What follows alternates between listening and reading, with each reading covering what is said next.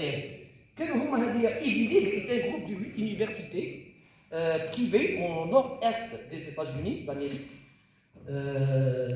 Bon, à la base, le nord-est des États-Unis d'Amérique, les années 1700-1600, هم اللي كانوا أساس كل الحضارة الأمريكية.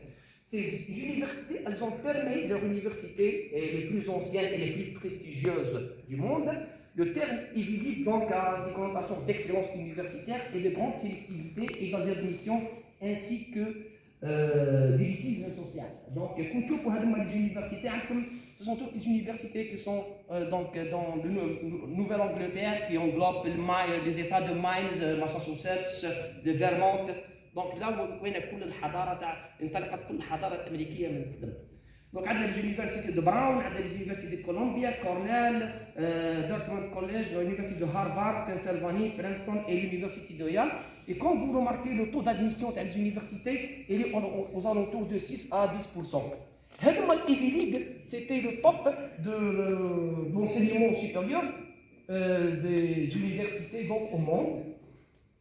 En 2003, c'était donc à l'université de Shanghai, avec en 2003, ça commençait quand même la Chine d'être très très forte et ils veulent conquérir les Américains dans tous les domaines, y compris dans le domaine d'enseignement supérieur. Donc en 2003, c'était la naissance du premier classement, c'était le classement académique des universités mondiales par l'université de Shanghai, qu'on est sur le Academic Ranking of World University.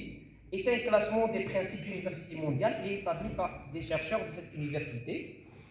Donc, à peu près en 2003, l'idée c'était quoi? C'est de calquer le modèle de l'Ivy League. Les Chinois, on va ramener le modèle des universités américaines de l'Ivy League pour les calquer, pour faire des universités chinoises très fortes. Donc, ce professeur-là, qui est d'ailleurs un chimiste, je ne sais pas pourquoi les chimistes, ils aiment toujours les classements. Donc, en 2003, ils ont fait ce classement qui apparaît. Et ce classement, il était bâti sur des critères de classement tels que le nombre de prix Nobel et les médailles de Fields pour les mathématiciens, le nombre de chercheurs les plus cités, donc, et le nombre de publications.